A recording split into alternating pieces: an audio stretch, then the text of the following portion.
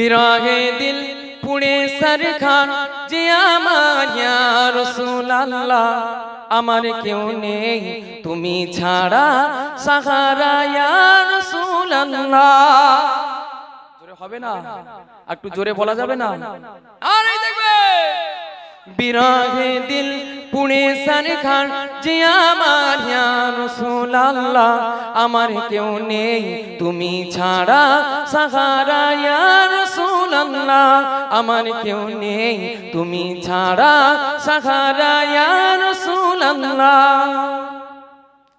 কত জনে দেখি তোমায় কলিজা শীতল হয়ে যায়, কত জনে দেখি তোমায় কলিজা শীতল হয়ে যায়, আমাকে দাও না দিদার একবার ইয়া রাসূলুল্লাহ আমাকে দাও না দিদার একবার ইয়া রাসূলুল্লাহ আমার কেউ নেই তুমি ছাড়া সাহারা ইয়া রাসূলুল্লাহ আমার কেউ নেই তুমি ছাড়া সাহারা ইয়া রাসূলুল্লাহ। শুধু একবার দেখিতে চাই জীবনে আর যে চাওয়া নাই, শুধু একবার দেখিতে চাই জীবনে আর যে চাওয়া নাই, তুমি এই অসহায়েরই সহায় ইয়া রাসূলুল্লাহ তুমি এই অসহায়েরই সহায় ইয়া রাসূলুল্লাহ আমার কেউ নেই তুমি ছাড়া সাহারা ইয়া রাসূলুল্লাহ আমার কেউ নেই তুমি ছাড়া সাহারা ইয়া রাসূলুল্লাহ। বিরহে দিল বিকারার জান গোলামের জং ধরায় প্রাণ, বিরহে দিল বিকারার জান গোলামের জং ধরায় প্রাণ, ওয়ারাফা'না লাকা যিকরাক তবু শান ইয়া রাসূলুল্লাহ ওয়ারাফা'না লাকা যিকরাক তবু শান ইয়া রাসূলুল্লাহ আমার কেউ নেই তুমি ছাড়া সাহারা ইয়া রাসূলুল্লাহ। জোরে হবে না? আমার কেউ নেই তুমি ছাড়া সাহারা ইয়া রাসূলুল্লাহ। মুলাকাতের আশা বুকে নিয়ে মরি ধুকে ধুকে, মুলাকাতের আশা বুকে নিয়ে মরি ধুকে ধুকে, তুমি যে শাফায়াতকারী হাসরে ইয়া রাসূলুল্লাহ তুমি যে শাফায়াতকারী হাসরে ইয়া রাসূলুল্লাহ আমার কেউ নেই তুমি ছাড়া সাহারা ইয়া রাসূলুল্লাহ আমার কেউ নেই তুমি ছাড়া সাহারা ইয়া রাসূলুল্লাহ। নিরালে জল ঝরে চোখে কাতর মহায় সুখে, নিরালে জল ঝরে চোখে কাতর মহায় সুখে, সে রোগের শেফা তব নামেতে ইয়া রাসূলুল্লাহ সে রোগের শেফা তব নামেতে ইয়া রাসূলুল্লাহ আমার কেউ নেই তুমি ছাড়া সাহারা ইয়া রাসূলুল্লাহ আমার কেউ নেই তুমি ছাড়া সাহারা ইয়া রাসূলুল্লাহ। হাসরের ওই কঠিন দিনে ভয়ের সেই মহাক্ষণে, হাসরের ওই কঠিন দিনে ভয়ের সেই মহাক্ষণে, আমাকে লুকিও তোমার দামানে ইয়া রাসূলুল্লাহ আমাকে লুকিও তোমার দামানে ইয়া রাসূলুল্লাহ আমার কেউ নেই তুমি ছাড়া সাহারা ইয়া রাসূলুল্লাহ আমার কেউ নেই তুমি ছাড়া সাহারা ইয়া রাসূলুল্লাহ।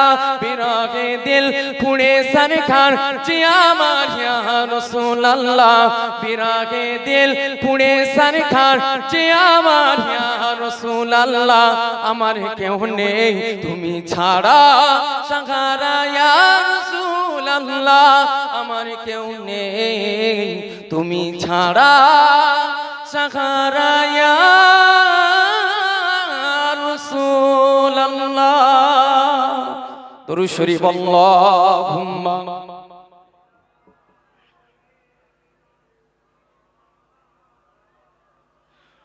ওয়ালা আলি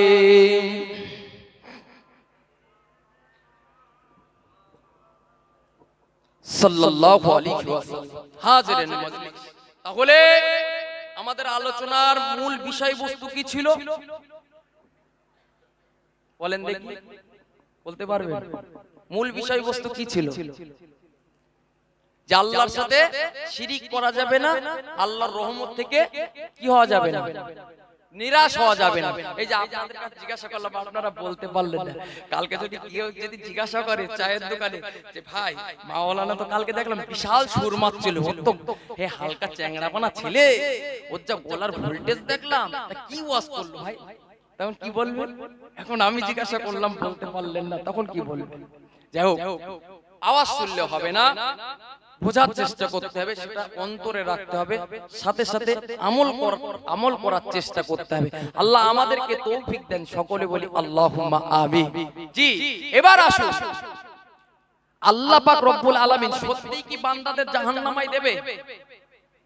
কথা বলেন, বান্দাদেরকে আল্লাহ সত্যি জাহান্নামায় দেবে? কিতাবের মধ্যে এসেছে যার শস্য পরিমাণ আমল থাকবে ওই বান্দাকেও আল্লাহ পাক রব্বুল আলামিন চাইলে আল্লাহ নিজ দয়ায় ক্ষমা করে আমার আল্লাহ ওই বান্দার জন্য জান্নাত নসিব করে দেবেন। জোরে বলুন। কিতাবের মধ্যে এসেছে এক ব্যক্তি সারা জীবন কখনো আমল করেনি, কি করেনি, আল্লাহর নাফরমান বান্দা ছিল। কি ছিল? আল্লাহর নাফরমান, জীবনে আল্লাহর হুকুম হাকামগুলোকে সে মানেনি। হঠাৎ করে তার এখন মরণের সময় চলে আসে।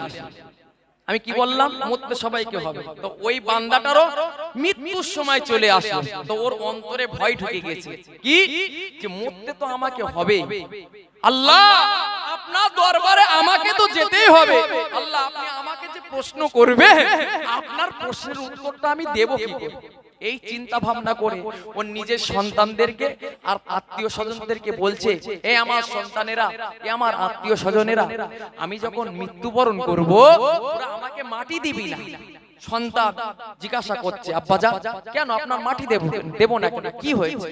ওই সময় ওই ব্যক্তিটা বলছে, এ আমার বেটারা, আমি যখন মৃত্যুবরণ করব আমাকে মাটিতে দাফন না করে আমাকে পুড়িয়ে ফেলে দেবে। কি বললাম? পুড়িয়ে ফেলে দিতে বলছে। কার ভয়তে? আমার আল্লাহর কাছে যেতে হবে, আমার আল্লাহর কাছে গিয়ে কৈফিয়ত দিতে হবে, সেই ভয়। এখন পিতা মরে গেল, লোকটা মারা গেল। আচ্ছা বলুন, বাপ যদি সন্তানকে কিছু ওসিয়াত করে যায়, সেই ওসিয়াত পালন করতে হবে কি হবে? পালন করতে হবে। জি, এখন সন্তানরা কি করলেন? পাড়া প্রতিবেশী আত্মীয় স্বজন ডেকে নিয়ে বলছে, বাপ তো যখন বলে গেছে নে বাপের লাশটাকে পুড়িয়ে দিয়ে। জি, এখন এই বাপের লাশটা পুরানো হলো। বাপ আরেকটা জিনিস ওসিয়াত করে গিয়েছিল, কি যে পুরানোর পরে যে ছাইটা তৈরি হবে ওই ছাইটা দুভাগে ভাগ করবি। কভাগে? দুভাগে। এক ভাগ সমুদ্রে ফেলে দিবি, এক ভাগ জমিনে ছড়িয়ে দিবি, যাতে করে আমাকে কেউ যেন না খুঁজে পায়। আচ্ছা বলুন, মানুষের ক্ষমতা বেশি না আমার আল্লাহর ক্ষমতা বেশি? আল্লাহর ক্ষমতা বেশি না? জি, এখন ওই বান্দা মরে যাওয়ার পরে ওর লাশটাকে পুরানো হলো, ছাইটাকে দুভাগে ভাগ করে এক ভাগ জমিনে ছড়িয়ে দিল ধুলোর ভিতরে, যাতে করে খুঁজে না পাওয়া যায়, আর এক ভাগ সমুদ্রের পানিতে ফেলে দিল। সমুদ্রের পানিতে ফেলে দিলে কি হবে? আপনার জোয়ার ভাটায় পুরো একদম শেষ হয়ে যাবে না, কিছু পাওয়া যাবে কি? আর একটা মানুষ পোড়াল আর ছাইটাই বা কতটা হবে, কতটা হবে? এখন আল্লাহ পাক রব্বুল আলামিন ফেরেশতাদেরকে ডাক দিয়ে বললেন, ফেরেশতারা, আমার এই যে বান্দাটা লাশটাকে পোড়ানো হয়েছে আর ছাইটাকে দুভাগে ভাগ করা হয়েছে, ওই সমস্ত ছাইগুলো আমি আল্লাহ আমার কাছে এসে হাজির করি, আমার কাছে এনে হাজির করি। মুসলমান ঘরের ছেলেরা, মেয়েরা, বাপেরা, ও নবী পাকের প্রেমিকেরা, আল্লাহ পাক রব্বুল আলামিনের রহমতের ফেরেশতারা ওই ছাইগুলোকে একত্রিত করতে শুরু করে দিল। আমার আল্লাহ পাক রব্বুল আলামিনের কাছে আমার আল্লাহর সামনে হাজির করা হলো। আমার আল্লাহ পাক রব্বুল আলামিন ওই বান্দাকে লক্ষ্য করে বলল, এ আমার বান্দা রে, বল বল বল, তুই কেন তোর লাশটাকে পুড়িয়ে দিতে বলেছিলি? তুই কেন লাশটাকে পুড়িয়ে ছাইটাকে দুভাগে ভাগ করে এক ভাগ জমিনে ছড়িয়ে দিতে বলেছিলি? এক ভাগ কেন সমুদ্রের পানিতে ফেলে ফেলে দিতে বলেছিলেন। ও যুবকেরা, ও রাসূলুল্লাহর প্রেমিকেরা, ওই সময় দেখে আল্লাহ পাক রব্বুল আলামিনের ওই নাফরমান বান্দাটা বলেছিল, আল্লাহ পাক রব্বুল আলামিনের ওই গুনাহগার বান্দাটা বলেছিল, ও রব্বি আল্লাহ পাক, আমি গুনাহগার, আপনার নাফরমান বান্দা ছিলাম, জীবনে কখনো ভালো কাজ করিনি, জীবনে কখনো ভালো কর্ম করিনি, আপনার কথাগুলোকে মেনে চলিনি, আপনার হুকুম আহকামগুলোকে মেনে চলিনি। ও রব্বি আল্লাহ পাক, আমার যখন মৃত্যুর সময় চলে আসলো, আমার অন্তরে বড্ড ভয় ঢুকে গেল। আল্লাহ পাক, আপনার দরবারে আমাকে হাজিরা দিতে হবে আল্লাহ, আপনি আমাকে প্রশ্ন করবেন আল্লাহ, আমি আপনার প্রশ্নের উত্তরটা দিতে পারবো না। ও রব্বি আল্লাহ পাক, আপনার ভয় থেকে আমার আত্মীয় স্বজনদেরকে, আমার আত্মীয় স্বজনদেরকে, আমার পাড়া প্রতিবেশীদেরকে, আমার সন্তানদেরকে বলেছিলাম আমার লাশটাকে পুড়িয়ে ছাইটাকে দু ভাগে ভাগ করে এক ভাগ জমিনে ছড়িয়ে দিতে, এক ভাগ সমুদ্রের মধ্যে ফেলে দিতে। ও রব্বি আল্লাহ পাক, আপনার ভয় আমার অন্তরে জেগেছিল বলে আমি এমন একটা কাজ করে ফেলেছি, আমার আল্লাহ পাক রব্বুল আলামিন ওই বান্দার উপরে খুশি হয়ে যাবে, আমার আল্লাহ পাক রব্বুল আলামিন ওই বান্দার উপরে খুশি হয়ে আল্লাহ পাক রব্বুল আলামিন ওই বান্দার জীবনের গুনাহগুলোকে ক্ষমা করে আমার আল্লাহ ওই বান্দার জন্য জান্নাত ঘোষণা দিয়েছিলেন। হবে না? অন্যায় করেছেন, অপরাধ করেছেন, প্রথমেই বলেছি লা তাকনাতু মির রাহমাতিল্লাহ, বান্দা আল্লাহর রহমত থেকে নিরাশ হও না, বান্দা আল্লাহর রহমত থেকে নিরাশ হও না। হয়তো নামাজ পড়তে পারোনি, রোজা করতে পারোনি, ভিতরে তো ঈমান আছে, কলেমা আছে, আছে না? এই আপনার ভিতরে আমার ভিতরে ঈমান নাই, কলেমা নাই, জীবনে একবার পড়েছেন তো লা ইলাহা ইল্লাল্লাহু মুহাম্মাদুর রাসূলুল্লাহ, লা ইলাহা, নেই কোনো মাবুদ আল্লাহ ছাড়া, নেই কোনো মাবুদ ইল্লাল্লাহ, আল্লাহ ছাড়া, আর মুহাম্মাদুর রাসূলুল্লাহ, সকলে বলি সাল্লাল্লাহু আলাইহি সাল্লাম, মুহাম্মদ রাসূলুল্লাহ আল্লাহর প্রেরিত পুরুষ। এই সাক্ষ্য জীবনে একবারও দেননি আপনারা? তো আল্লাহ চাইলে একটা ভালো কাজের ওসিলা করে আপনার জীবনের গুনাহগুলোকে maaf করে দিতে পারে, সকলে বলি সুবহানাল্লাহ। তাই বান্দা আল্লাহর রহমত থেকে নিরাশ হয়ে যেও না। কিতাবের মধ্যে এসেছে দুনিয়ার বুকে বান্দা অন্যায় করবে, পাপ করবে, এটা স্বাভাবিক, তবে চারটি মূল্যবান কথা হযরতে আব্দুল্লাহ ইবনে মাসউদ রাদিয়াল্লাহু তাআলা আনহু তিনি বলেছিলেন। সেই চারটি মূল্যবান কথা কি? তিনি বলেন যে দুনিয়ার বুকে যে ব্যক্তি আমার আল্লাহর হয়ে যাবে, যে ব্যক্তি আল্লাহর অনুগত অনুসরণ করবে, আমার আল্লাহ পাক রব্বুল আলামিন কিয়ামতের দিনে ওকে অন্যের হাতে ছেড়ে দেবে না, আমার আল্লাহ নিজ প্রতিদান দিয়ে ওই বান্দাকে আমার আল্লাহ জান্নাত দিয়ে দেবে। জোরে বলুন। দ্বিতীয় নাম্বার, প্রথম নাম্বার বললাম কি আল্লাহর অনুগত অনুসরণ করতে হবে, তাহলে কিয়ামতের দিনে আল্লাহ আমাদের দিকে খেয়াল রাখবে আর নিজ দয়ায় নিজে হাতে আমাদেরকে জান্নাতে দেবে। দ্বিতীয় নাম্বার বিষয়টা কি? যে ব্যক্তি ইসলামের ভিতরে প্রবেশ করবে, অর্থাৎ আপনি মুসলিম, এই মুসলিম আপনি আছেন, আপনার ইবাদত বন্দেগীটা দুনিয়ার বুকে করতে হবে, আপনি নামাজ রোজাটা আপনার আদায় করতে হবে, আপনি যে ইসলামের ভিতরে অংশীদার আছেন, আমার আল্লাহ কিয়ামতের দিনে আপনাকে অংশী ছাড়া অংশীহীন করবে না। জোরে বলুন।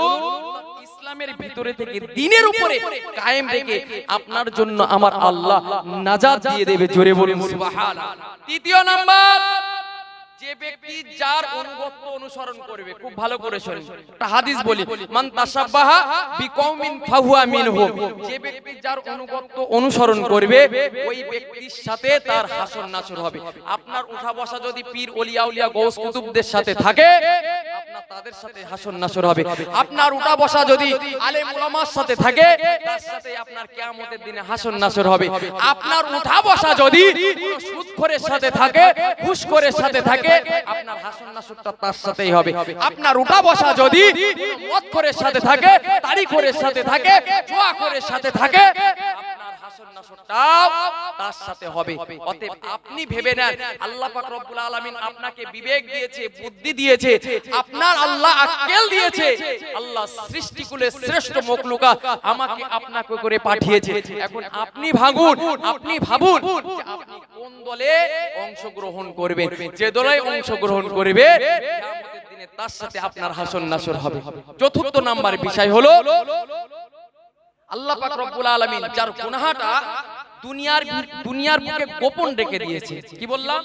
যার গুনাহটা আমার আল্লাহ পাক রব্বুল আলামিন দুনিয়ার বুকে গোপন রেখে দিয়েছে, আমার আল্লাহ কিয়ামতের দিনে ওই বান্দার সমস্ত গুনাহগুলোকে, সমস্ত খারাপ কর্মগুলোকে তিনি গোপনই রেখে দেবেন। জোরে বলুন সুবহানাল্লাহ। এই চারটি বিষয় প্রতিটা মানুষকে মেনে নেওয়া উচিত। কিতাবের মধ্যে এসে হযরতে আব্বাস রাদিয়াল্লাহু তাআলা আনহু থেকে বর্ণিত, তিনি বলেন যে পৃথিবীর বুকে মানুষের যত কাজ রয়েছে, সমস্ত কাজের মধ্যে শ্রেষ্ঠ কাজ, শ্রেষ্ঠ বস্তু হলো চারটি, যেটা আমার আল্লাহ পাক রব্বুল আলামিন সূরা নিসার চারটি আয়াত ঘোষণা করেছে। কিতাবের মধ্যে এসে আল্লাহ পাক রব্বুল আলামিন বলেন, ইন্নাল্লাহা লা ইয়াগফিরু আইয়ুশরিকা বিহি ওয়া ইয়াগফিরু মা দুনা যালিকা লিমান ইয়াশাউ ওয়া মা ইউশরিক বিল্লাহি ফাকাদ ইফতারা ইসমান আযীমা। আল্লাহ পাক রব্বুল আলামিন বলছে যে তোমরা যারা আমি আল্লাহ আমার সাথে শিরিক করছো, আমি আল্লাহ শিরিক করাকে ক্ষমা করি না। তবে শিরিক ব্যতীত যদি তোমরা অন্য কোনো খারাপ কর্ম করো, আমি আল্লাহ পাক রব্বুল আলামিন চাইলে তোমাদেরকে ক্ষমা করে দিতে পারি। জোরে বলুন।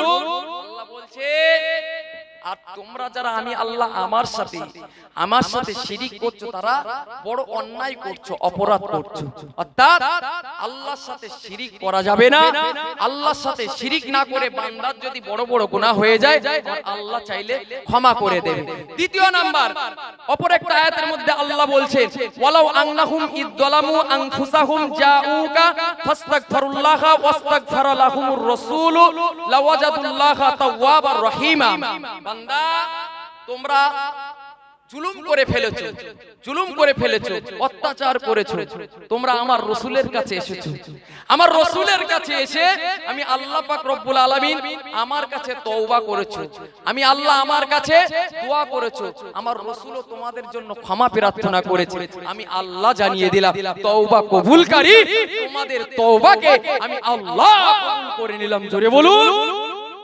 তাহলে বান্দা যদি নিজের নফসের উপরে অন্যায় করে থাকে, অপরাধ করে থাকে, আমার আল্লাহর কাছে যদি কেউ ক্ষমা চায়, আমার আল্লাহ পাক রব্বুল আলামিন তওবা কবুলকারী গফুরুর রহিম, বান্দার জীবনের গুনাহগুলোকে maaf করে দেবে। আল্লাহ পাক রব্বুল আলামিন আরেকটা আয়াতের মধ্যে বলছেন, তৃতীয় নাম্বার আল্লাহ বলছেন, ইনতাজতানিবু কাবাইরা মা তুনহাউনা আনহু নুকাফির আনকুম সাইয়্যাতিকুম ওয়া নুদখিলুকুম মুদখালান কারীমা।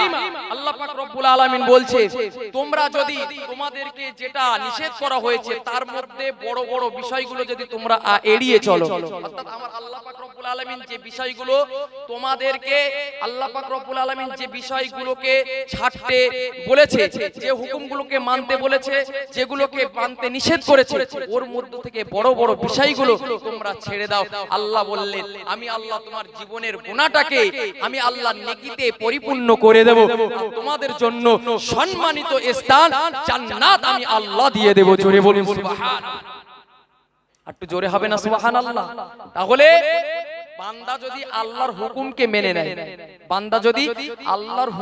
মেনে নেয়, আল্লাহ পাক রব্বুল আলামিন যে বিষয়গুলো মানতে বারণ করেছে, যে বিষয়গুলো ছাড়তে বলেছে, তার মধ্যে বড় বড় বিষয়গুলো যদি আমরা ছেড়ে দিই, যদি আল্লাহর কথা মেনে নিই, আল্লাহ আমাদের গুনাহগুলো নেকিতে পরিপূর্ণ করবে। শুধু তাই নয়, আল্লাহ আমাদের জন্য জান্নাত দিয়ে দেবে। আচ্ছা বলুন, একটা বান্দার এর থেকে বড় জিনিস আর কি হতে পারে? আল্লাহর কাছে এর থেকে বড় আশা বান্দা আর কি করতে পারে? চতুর্থ নাম্বার বিষয় হলো, আল্লাহ পাক রব্বুল আলামিন কোরআনের মধ্যে বলছেন, ওয়া মান ইয়ামাল সুআন আও ইয়াযলিম নাফসাহু সুম্মা ইস্তাগফিরিল্লাহা ইয়াজিদিল্লাহা গফুরুর রহিমা। আল্লাহ বলছেন তোমরা যারা জুলুম করেছো, অত্যাচার করেছো, অতঃপর আমি আল্লাহ পাক রব্বুল আলামিন আমার কাছে তওবা করেছো, ক্ষমা চেয়েছো, আমি আল্লাহ তোমার জীবনের গুনাহগুলোকে maaf করে দেব। জোরে বলুন সুবহানাল্লাহ। এই চারটি কথা প্রথমে বলেছি, আর এই চারটি বিষয় একটু মিলিয়ে দেখুন। জীবনে অনেক কাজ করেছে, অনেক কর্ম করেছে, অনেক কথা শুনেছে, এর থেকে মূল্যবান কথা কোনোদিন শুনেছেন কিনা, এর থেকে মূল্যবান কথা কখনো বুঝেছেন কিনা, একটু একটু ভেবে দেখুন, একটু ভেবে দেখুন। বান্দা তো এখন নাফরমান হয়ে গেছে, হয়নি? বান্দা নাফরমান হয়ে গেছে কেন বলেন তিনি? রাগ করবেন না, এই যে সামনে রোজার মাস আসছে, ঠিক কিনা? আসছে না? আচ্ছা বলুন তো, এই রোজার মাস আসলে বান্দা বান্দির শরীর খারাপ বাড়ে না কমে? কথা বলে না, রাগ করছেন আপনারা? একটু উত্তর দেন, একটু তাকবীর দেন তো, নারায়ে তাকবীর। আওয়াজ হলো না, পিছনের ভাইরা খুব ফাঁকি মারছে। একটু পিছনের ভাই, সামনের ভাইরা একটু বন্ধ রেখে পিছনের ভাইরা দেন নারায়ে তাকবীর। আপনারা দেন, পিছনের ভাইরা দিই, কই দুই একজনা দিচ্ছে, আর কয়েকজনা মনে মনে দিচ্ছে, বলছে আমরা বেশি গলা ফাটাবো না, কিন্তু আল্লাহর জন্য গলা ফাটালে লাভ আছে। যদি এখানে তাকবীর দিতে দিতে আপনার গলাটাও ফেটে যায়, আমার আল্লাহ এর জন্য আপনার আমলনামায় নেকি দিয়ে দেবেন। সকলে বলি সুবহানাল্লাহ। এই যে আপনি সুবহানাল্লাহ বললেন না, আমার আল্লাহ অটোমেটিক আপনার আমলনামায় 10টা নেকি দিয়ে দিয়েছেন। জোরে বলুন। তাহলে সুবহানাল্লাহ বলতেন ভয়তে ভয়তে। এখন যদি কেউ বলতো, এ ভাই চল 500 টাকা দেবো, অমুক পার্টির স্লোগান মারতে হবে, তখন আমাদের গলা কথা যদি না বার হয়, যদি আমাদের মোটামুটি ঠান্ডার জন্য আমরা কথা বলতে পারছি না, গলা বসে আছি, যা হয় হবে, 500 টাকা তো পাবো, ঠিক কিনা? জি, আল্লাহ তাকবীর দিলে, আল্লাহর নামে স্লোগান দিলে হয়তো টাকা পাবেন না, আপনার আখিরাতে আপনি ইনকাম এই মজলিসে বসে করতে পারছেন। আবার বলুন সুবহানাল্লাহ। এবার একটু তাকবীর দেন, পিছনের ভাইরা নারায়ে তাকবীর। ওই পিছনের ভাইরা দেন, এগুলো মাঝখানের ভাই, ওই পিছনের ভাই নারায়ে তাকবীর। এবার একসাথে দেন নারায়ে তাকবীর। মাশাআল্লাহ মাশাআল্লাহ। আপনারা কেউ বেজান না তো? বেজান না তো? অসুবিধা হলে বলবেন, লাইন ঘুরিয়ে দেন। জি, তাহলে আল্লাহর রহমতের কথা হচ্ছিল, রোজার কথা ধরবো, একটু বলবো, কেন সামনে রোজা তো। আমাদের ভিতরে যে ত্রুটিগুলো আছে, এই ত্রুটিগুলোকে আমাদের দূর করতে হবে। আমরা যদি পাকা ঈমানদার মুমিন হওয়ার চেষ্টা করি, যদি আল্লাহর প্রকৃত বান্দা হতে চাই, তাহলে আমাদেরকে রোজার বিষয়ে একটু জানার দরকার আছে। কেন? কারণ হলো ইলম ছাড়া আমল হয় না। কি বলেছি? ইলম ছাড়া আমল হয় না। অনেকে বলে, দেখবেন অনেক মুরব্বী লোকেরা কিংবা অনেক সমবয়স্করা বলে আলেম উলামারা যত অন্যায় করুক না কেন, হ্যাঁ, ওরা কিভাবে আল্লাহর কাছে মাপ চেয়ে নেয়, ওদের জন্য সব ছাড়। এই আদেও কি তাই? কথা বলে, আদেও কি তাই? তাই না। কেন? আলেম উলামা গুনাহ করে না আমি বলছি না, গুনাহ করে, কিন্তু ওরা একটা মাপ জানে, ধাপ জানে। কেমন?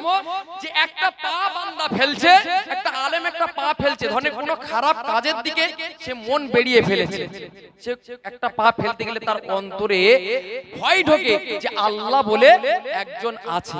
কিন্তু একটা সাধারণ মানুষ সে কিন্তু যখন খারাপ কর্ম করতে চায়, তার অন্তরে কিন্তু আল্লাহর ভয় লাগে না, আল্লাহর ভয় লাগে না, মানুষের ভয় হয়তো করে। একটু এক্সাম্পল দিই, আজকে এই গ্রামের কোন একটা যুবক ছেলে কিংবা কোন একটা যুবতী মেয়ে, তারা প্রেম ভালোবাসা করে, তারা দেখা সাক্ষাৎ করবে, কোথায় করবে? এই গ্রামে করবে না। কেন বলেন তিনি?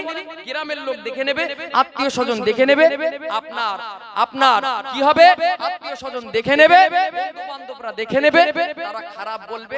অতএব আমি যখন বিবাহ করতে যাব, ওই সময় আমার বিয়েটা হতে দেবে না। এটা হয়তো যার কারণে সে গ্রামে কিংবা এলাকায় না দেখাশোনা করে সে দূরের দিকে চলে গেছে, প্রেমিকা নিয়ে, প্রেমিককে নিয়ে বাইকে করে মোটামুটি দূরে কোথাও চলে গেছে। আচ্ছা বলুন, ওই যে বান্দাটা গেল, আপনার গ্রামের লোক দেখতে পেল না, ওর পরিবার দেখতে পেল না, ওর আত্মীয় স্বজন দেখতে পেল না, ওর বন্ধু বান্ধব দেখতে পেল না, আবার আল্লাহ দেখেছে না? দেখেছে তো? আল্লাহ দেখেছে না? তাহলে আল্লাহ বলছে, বান্দা তোরা, আমি আল্লাহ, আমাকে ভয় করিস না, আমি আল্লাহ তোদেরকে এত নিয়ামত দিয়েছি, মুসলমান ঘরের ছেলেরা মেয়েরা বাপেরা ও নবী পাকের প্রেমিকেরা আমার আল্লাহ পাক রব্বুল আলামিন পবিত্র কালামুল্লাহর ভিতরে জানিয়ে দিল ইয়া আইয়ুহাল্লাযীনা আমানুত্তাকুল্লাহ আল্লাহ পাক রব্বুল আলামিন জানিয়ে দিল ইয়া মা বান্দা বান্দিরে এ বিশ্বাসী ঈমানদার বান্দা বান্দিরা আমি আল্লাহ পাক রব্বুল আলামিন তোরা আমাকে ভয় কর কতটা ভয় করবি হাক্কা তুকাতিহি ওয়ালা তামুতুন্না ইল্লা ওয়া আনতুম মুসলিমুন ও যুবকেরা ও রাসূলুল্লাহর প্রেমিকেরা আমার আল্লাহ পাক রব্বুল আলামিন জানিয়ে দিল ইয়া মা বান্দারে তোরা আমি আল্লাহ পাক রব্বুল আলামিন ভয় করার মতন ভয় কর এমন ভয় কর সামনের দিকে একটা খারাপ কাজ করার জন্য পাটা সামনের দিকে আগে বেরিয়েছিস আগে বাড়িয়ে দিয়েছিস ইয়া মা বান্দা বান্দিরা যখনই এক পা ফেলতে যাবি খারাপ কর্ম করার জন্য আমি আল্লাহ পাক আমার অন্তরটা তোর আমার ভয়টা তোর অন্তরের ভিতরে প্রবেশ করবে আমার কথাটা তোর স্মরণে এসে যাবে যে পৃথিবীর বুকে কোন মানুষ যদি না দেখে আমার আল্লাহ পাক রব্বুল আলামিন তিনিই তো দেখছে ও যুবকেরা ও রাসূলুল্লাহর প্রেমিকেরা আল্লাহ বললে বান্দা তোরা আমি আল্লাহ আমাকে ভয় কর কেন না আমি আল্লাহ পাক আমার কাছে তোদেরকে হাজিরা দিতে হবে মৃত্যু বরণ তোদেরকে করতে হবে আমি আল্লাহ জানিয়ে দিলাম ইল্লা ওয়া আনতুম মুসলিমুন বান্দারে মরবি তো তোরা মরবি তবে মরণের আগে পাকা ঈমানদার মুমিন মুসলমান হয়ে মৃত্যু বরণ কর হবে না আল্লাহ বলছে বান্দা মরবি তো তোরা তবে মরার আগে আমি আল্লাহ আমাকে একটু ভয় কর আর পাকা ঈমানদার মুমিন মুসলমান হ তারপরে তোরা মর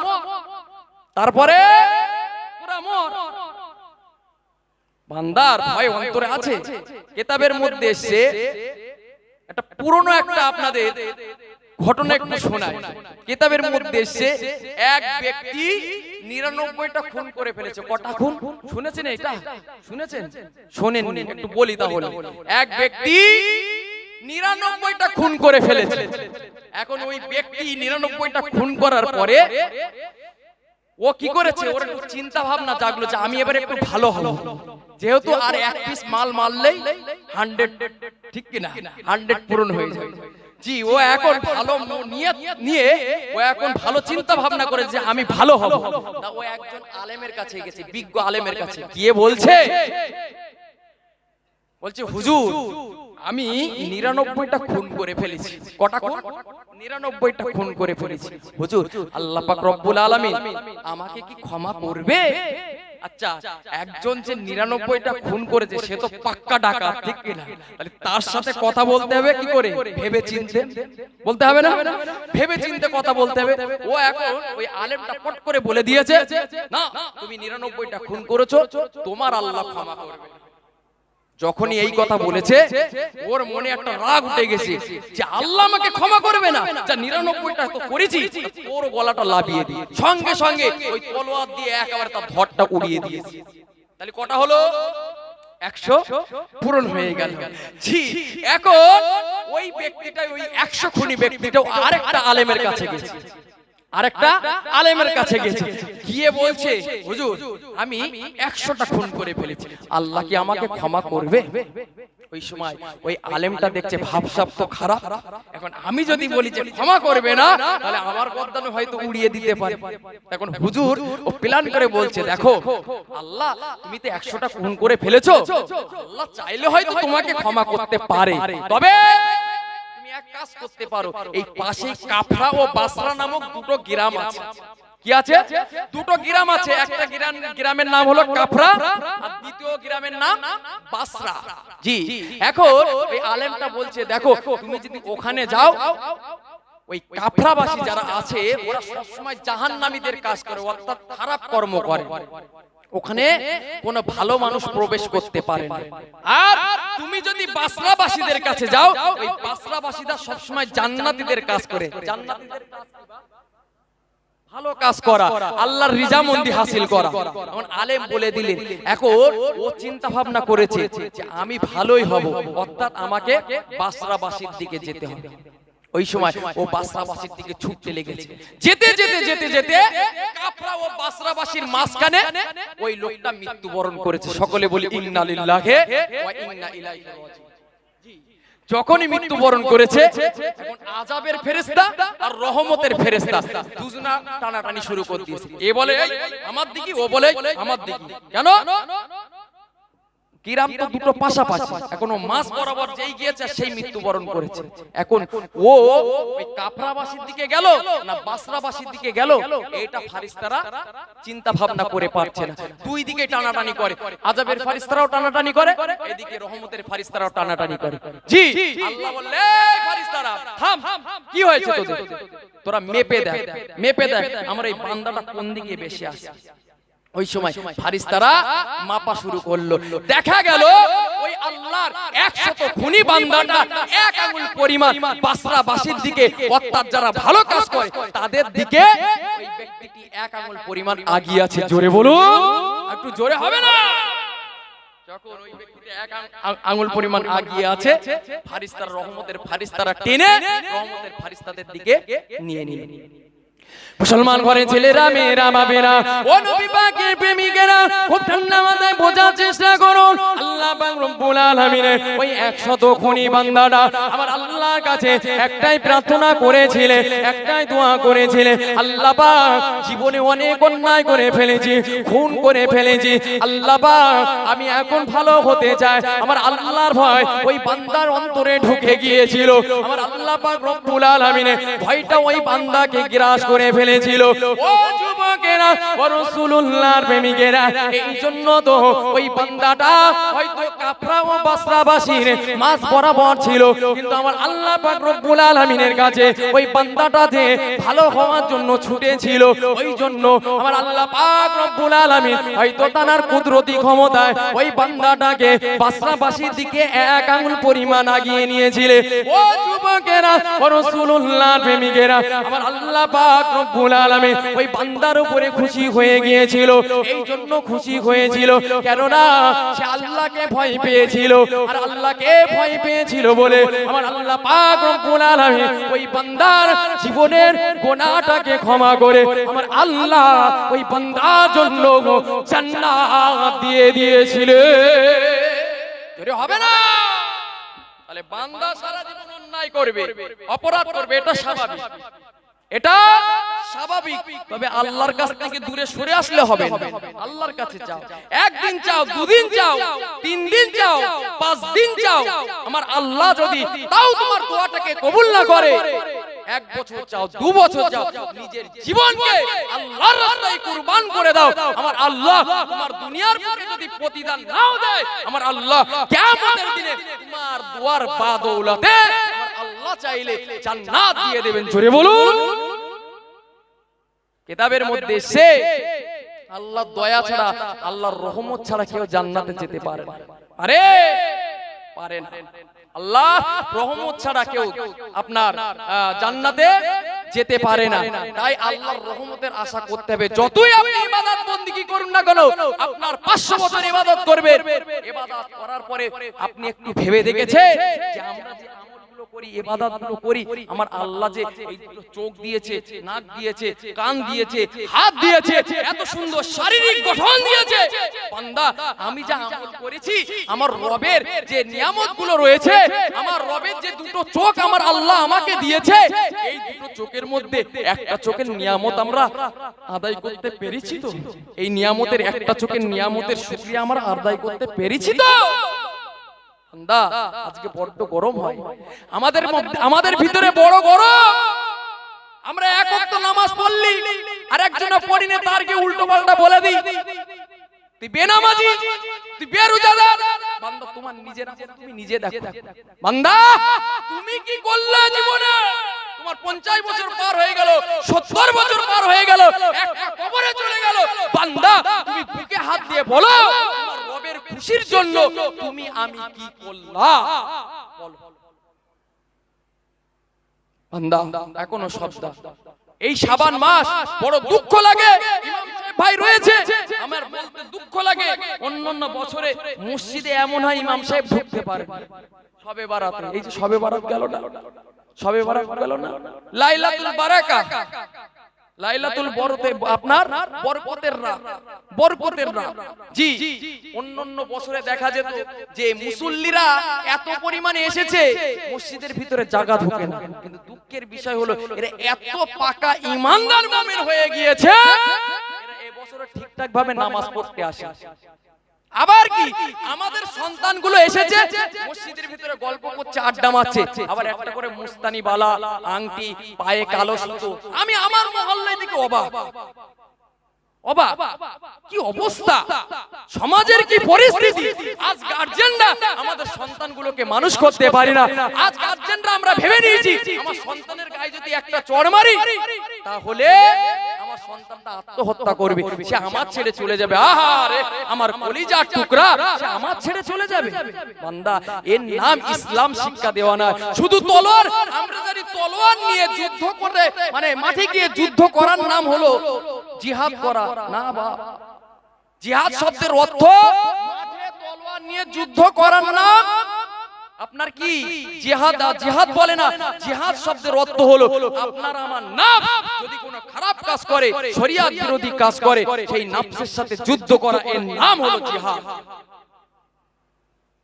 মুসলমান ঘরের ছেলেরা, অনবিবাহিত প্রেমিকেরা খুব ঠান্ডা মাথায় বোঝার চেষ্টা করুন আপনার জিহাদ কাকে বলে। আপনার সন্তানটা রাস্তাঘাটে বেপরদায় ঘুরছে, আপনার মেয়েটা রাস্তাঘাটে বেপরদায় ঘুরছে, আপনি এখানে এসে জলসা শুনছে, আপনি এখানে এসে আল্লাহ আল্লাহ রসুলের কথা শুনছে, আপনার সন্তানটা, আপনার মেয়েটা, আপনার ছেলেটা এ মেয়ের হাত ধরে টানাটানি করে, ও মেয়ের ও ছেলের হাত ধরে টানাটানি করে। ও যুবকেরা, ও রাসূলুল্লাহর প্রেমিকেরা, সর্বপ্রথম আপনার কাজ হবে আপনি এখানে জলসা না শুনে আপনার সন্তানকে আপনি আটকান, আপনার সন্তানকে আপনি বোঝান, আপনার সন্তানের সাথে আপনি মোকাবেলা করুন, এর নাম হলো জিহাদ। ও যুবকেরা, ও রাসূলুল্লাহর প্রেমিকেরা, আপনার সন্তানটা মদের আড্ডায় চলে গিয়েছে, জুয়ার আড্ডায় চলে গিয়েছে, গাঁজার আড্ডায় চলে গিয়েছে, খারাপ কাজে লিপ্ত হয়ে গিয়েছে, আপনার সন্তানকে আপনি গার্ড দেন, আপনার সন্তানের সাথে আপনি মোকাবেলা করুন। একবার করো, দুবার করো, তিনবার বোঝা, চতুর্থবার যদি না বোঝে তার গায়ে হাত আপনি তুলে দেন। আল্লাহ পাক রব্বুল আলামিন আপনার গায়ে হাত তোলার জন্য আপনার আমলনামায় গুনাহ দেবে না। আপনার ওই গায়ে হাত তোলার জন্য আপনার ছেলেটা যদি লাইনে ফিরে আসে, আল্লাহ পাক রব্বুল আলামিন এই ওসিলায় হয়তো আপনার জান্নাত দিয়ে দেবে। আজ আমরা সন্তানের বড্ড মায়া করি, সেই কোন সন্তানের মায়া করছে? বুড়ো বয়সে দেখে তো সবাইকে, হ্যাঁ হয়তো বললে হয়তো আপনাদের খারাপ লাগবে। কোন সন্তানের মানুষ করছে?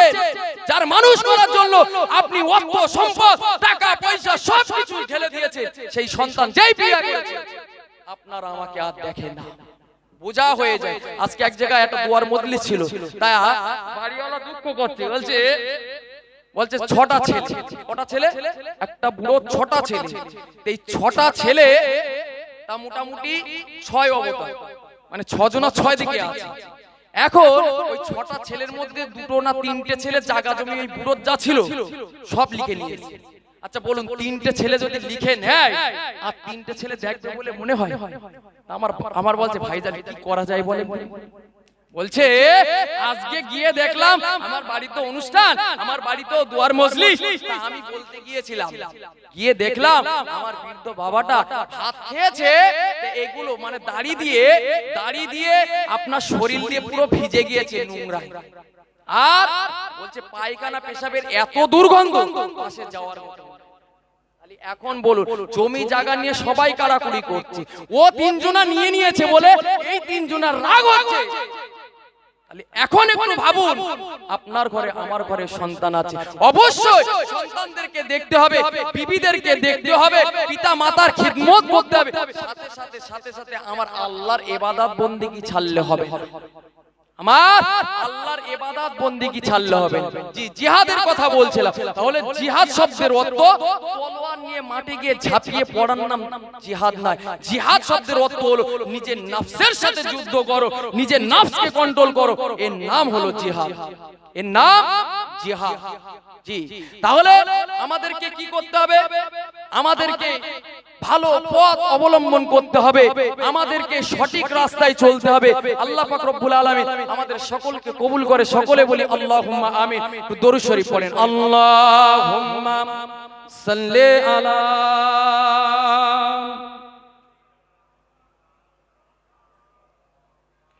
ওয়ালা আলি।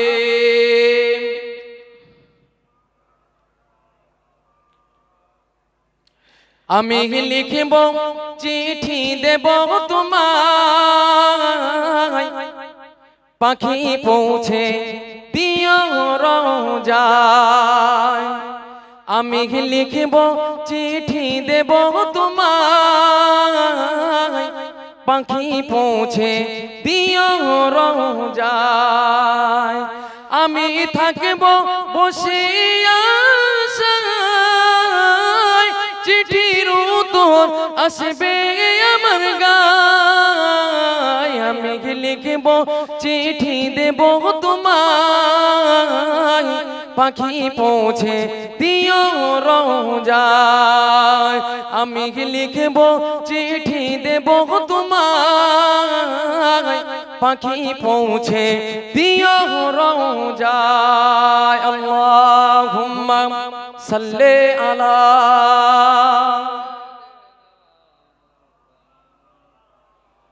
ওয়ালা আলি সাইয়্যিদিনা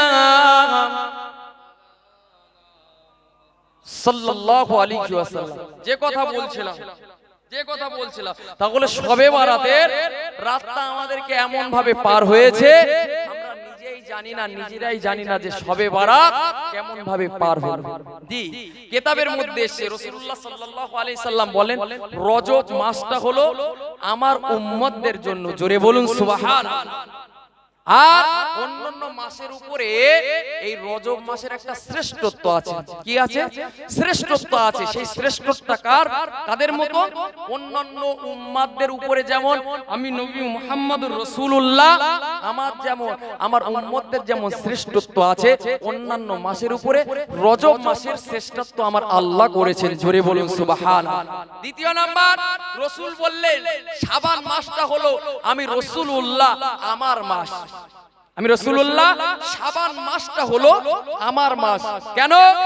আল্লাহর রাসূল বললেন অন্যান্য মাসের উপরে শাবান মাসের যে শ্রেষ্ঠত্ব রয়েছে সেটা হলো আমি নবী মুহাম্মদুর রাসূলুল্লাহ।